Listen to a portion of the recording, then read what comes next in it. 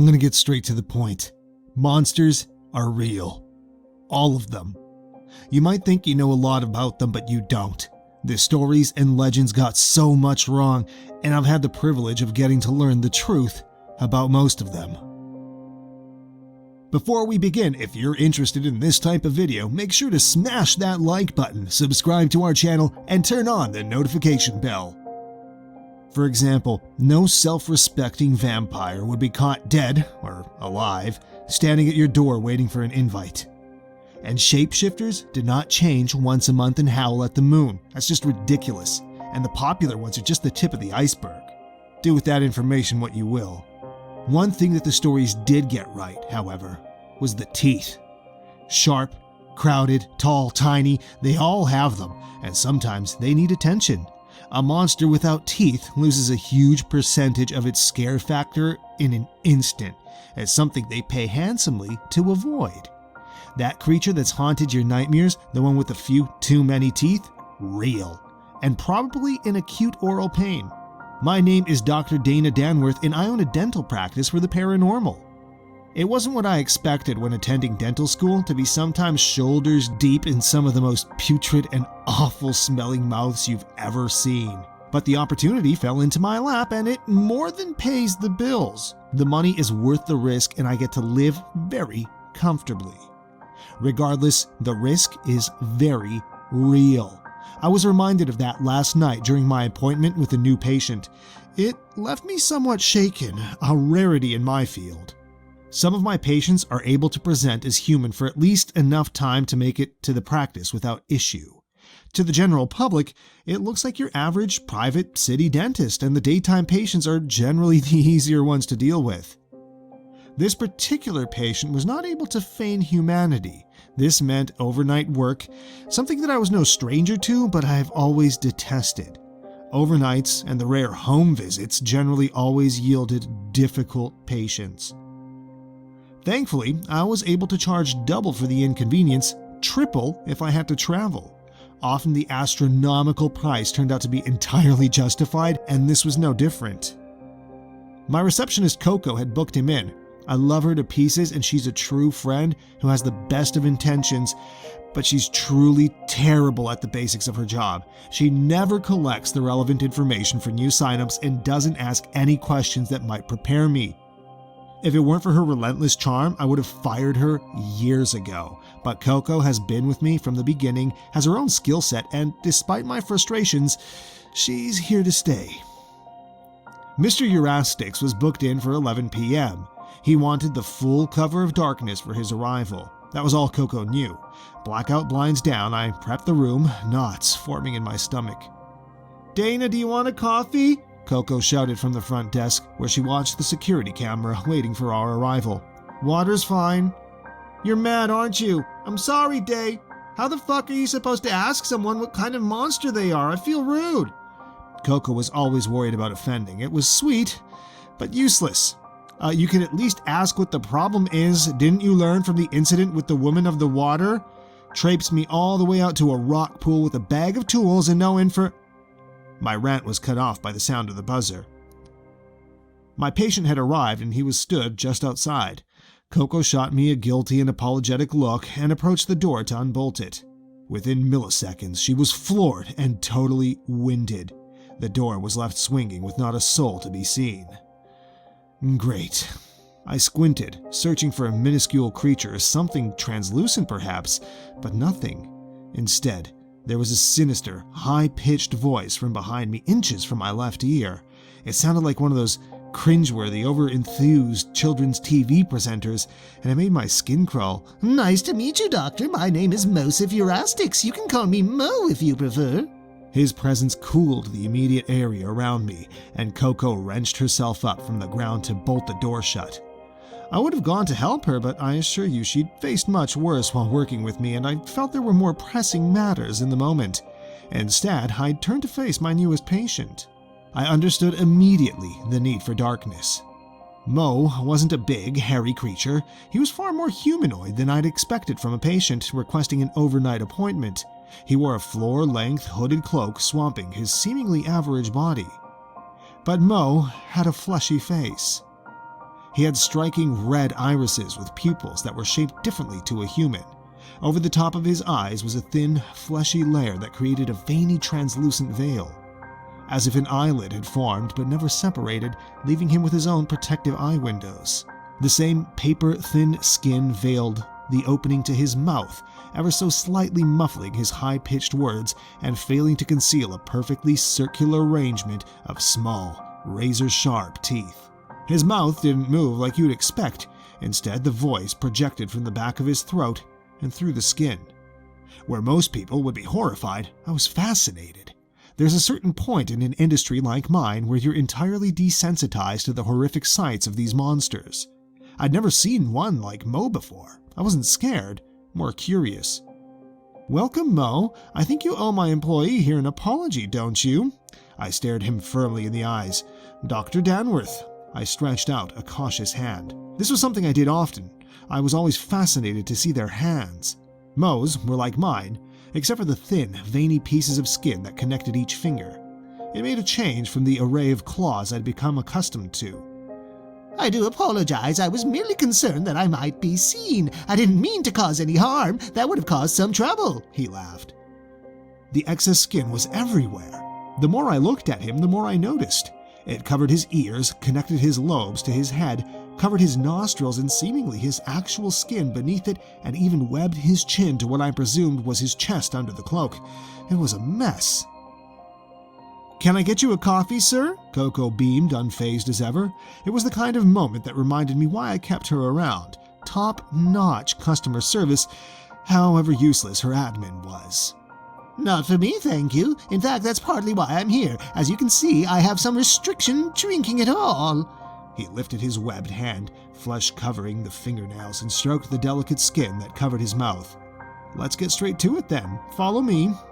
I led Mo into my treatment room, winking at Coco as a signal for her to keep an eye on the treatment room camera. He took a seat on the chair, and I turned on my lamp. The bright light shining through the flesh made for quite a sight, illuminating the perfectly circular jaw underneath the clung-on skin and creating ghastly shadows. "Please tell me a bit about yourself and what can I do for you?" "Whoa, I wasn't expecting a date, Doctor. What do you want to know?" His voice was cheeky and came laced with giggles, but something about it still made my skin crawl. It was as if Mo sucked all the joy out of the room. Some of them had that effect. "And you aren't going to get one, but I need to know about your specific afflictions and diet, etc., in order to treat you correctly." I watched as Mo became visibly uncomfortable at the prospect of explaining what he was. "Don't worry, there's no judgment here."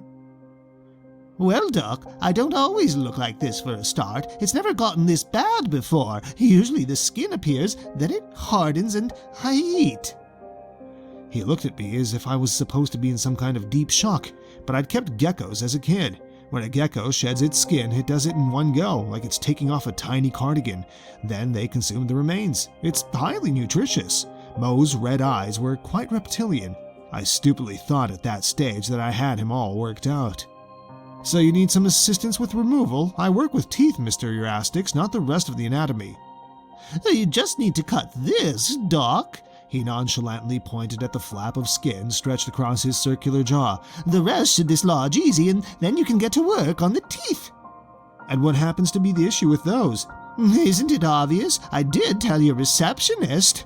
Mo rolled his red eyes behind their horrendous fleshy windows. "For fuck's sake, Coco." That's what I thought, but I didn't say it. I would never lament her in front of a patient.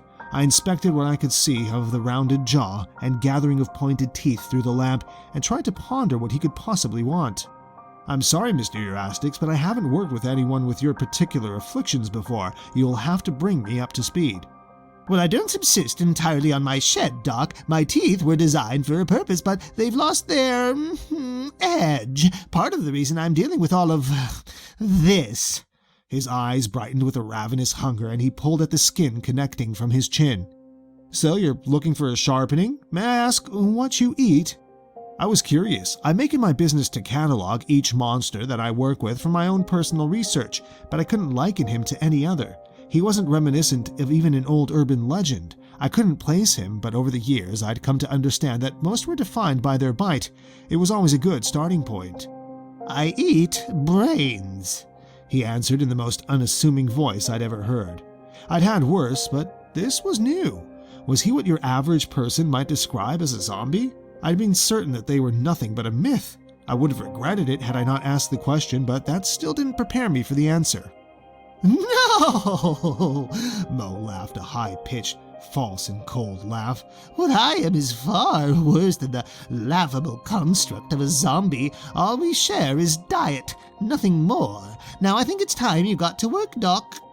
I gulped, but I didn't respond. I picked up my scalpel and prodded at the excess skin covering his rounded jaw with the point. Despite its delicate appearance, even with force it remained infallible. Within minutes, I found myself viciously stabbing at my patient's mouth.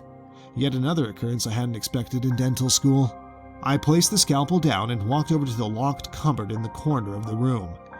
It was the one I used to house my special tools for special cases. Mo didn't even flinch when I returned with the diamond-tipped drill in my hands. My second attempt was more successful. The drill met some resistance and created an awful noise in the process, but after breaking a sweat, it finally pierced the layer, sending grotesque blood and unidentifiable matter across the floor. The smell that filled the room was undescribable. I dropped the drill on the side as I heard Coco gag at the front desk. It almost stunned me enough to stop me catching Mo's next move.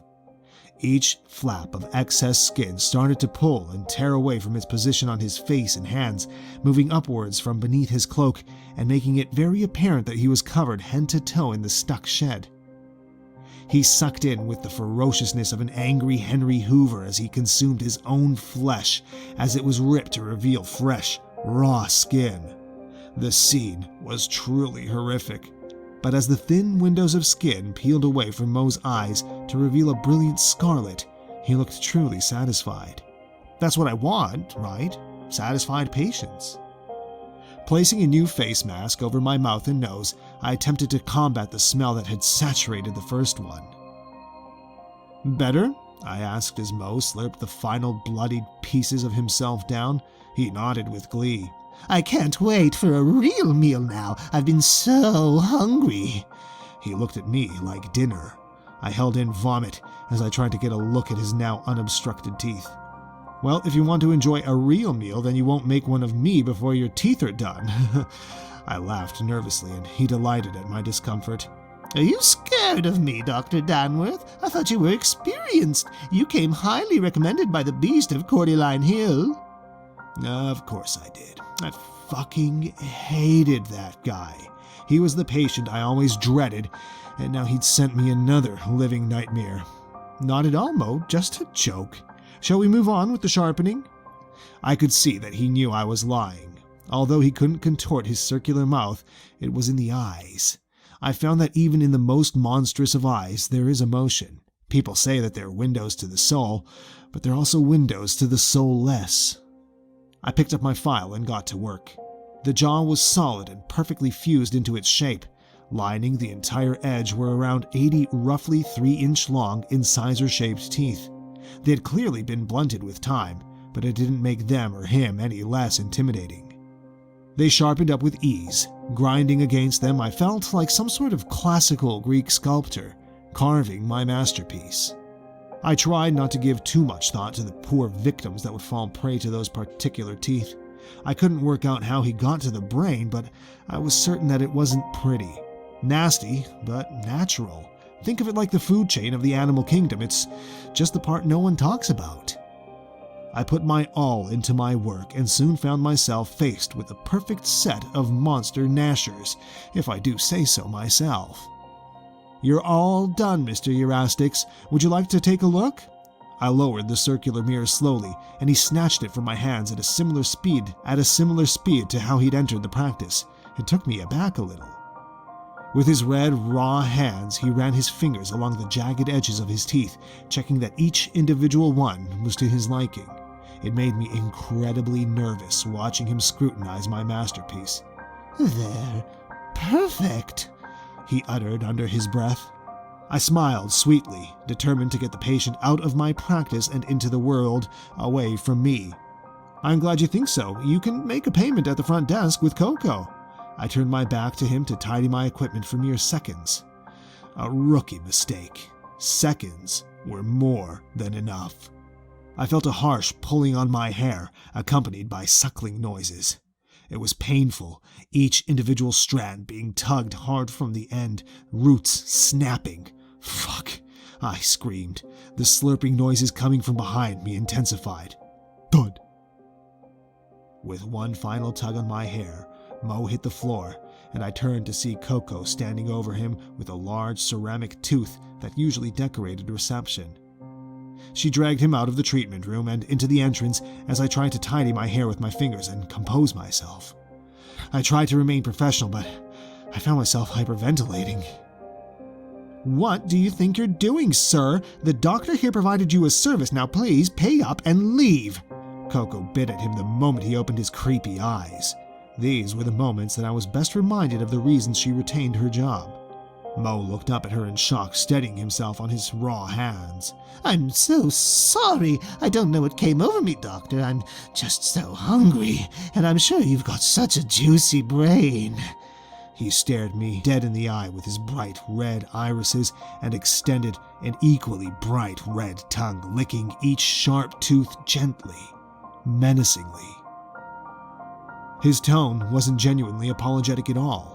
Desperately shaken, I waited with bated breath as he reached into his cloak pocket and handed a stack of cash to Coco. It's time you leave, Mr. Eurastix. I can recommend a colleague in the industry for further appointments, but I won't be continuing to treat you. I opened up the bolted door and gestured for him to leave. Oh, Doctor, whether or not you treat me, we will meet again, I assure you. After a lingering glare, Mo lifted his hood to cover his face and stepped outside into the dark night. My relief soon turned sour. I hadn't noticed the drunken gentleman walking along the path, but Mo certainly had. I watched in abject horror as he grabbed the man by both shoulders and latched on hair first to the back of his head. The man screamed in pain, pleading. The awful slurping noise was unbearable. I ran towards my patient, but before I could make it outside to try and help, he latched his ring of fangs around the man's scalp. The bite was followed by an almighty crunch, deadening the screams. There was no hope for the man. Mo slurped at the inside of his crunched skull as if it were a delicious, fresh oyster. He moaned and groaned with intense pleasure as he chomped down on the contents of the head. When he was finished, he dropped his victim to the ground, hollowed out, and turned to me. Thanks, Doc. I feel so much better now. I'll tell the beast you said hello. He practically chirped those words. Then he was gone. Disappeared. Mo had moved so fast and destroyed the passerby with such deadly precision. I realized that if he had wanted me dead, then I would have been. And his final words about the beast, it made me wonder if the beast of Cordyline Hill had sent him in the first place. Coco made a call to the PSCC, or for those who don't know, the Paranormal Services Emergency Cleaners, to dispose of the body. They were swift and professional, as always. It's terrible, but this hadn't been the first fatality on my watch because of a patient, and my guilt was unfathomable. Today I've spent hours pondering why I continue to do this job, why I put myself at risk of death on a nightly basis. But in all honesty, it's quite simple. My fascination just won't allow me to quit. Adding my notes on Mosaf Eurastix to my research files, I felt electrified. Another monster for my collection, and I can't wait to find the next one. Please don't forget to leave a like, comment, and subscribe to our channel and turn on the notification bell for more content like this.